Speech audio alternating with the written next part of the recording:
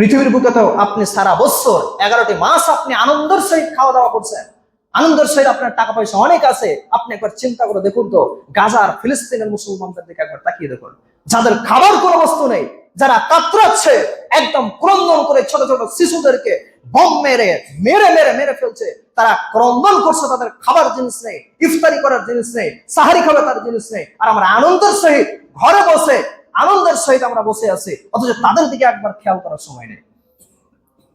ওই সুযোগ আপনি ভাবছেন যে আমার উপরে নাই, আমি আনন্দের সহিত বসে আছি, আমি হয়তো আনন্দের সহিত বসে আছি, আমার উপরে আসবে না। কিন্তু একবার আপনি চিন্তা করে দেখবেন, শরীরের একটা অংশ যদি পচে যায় তাহলে পুরো শরীরকে পচিয়ে দেবে। শরীরের একটা অঙ্গে যদি ব্যথা হয় পুরো শরীরকে আপনাকে ঘুমাতে দেবে না। গোডাউনের মধ্যে একটা আলু যদি পচে যায় পুরো আলুকে সে পচিয়ে ছাড়বে। একদিকে মুসলিমের উপর অত্যাচার শুরু হয়েছে, পুরো মুসলিম বিশ্বকে ধ্বংস করে ছাড়বে। যদি আপনি তার জন্য দোয়া না করেন, তার জন্য আপনি যদি কিছু না করেন, পুরো মুসলিম বিশ্ব ধ্বংস হবে। আল্লাহ তাআলা পুরো মুসলিম বিশ্বের উপর লানত পাঠাবেন যদি আপনি তাদের জন্য কিছু না করেন।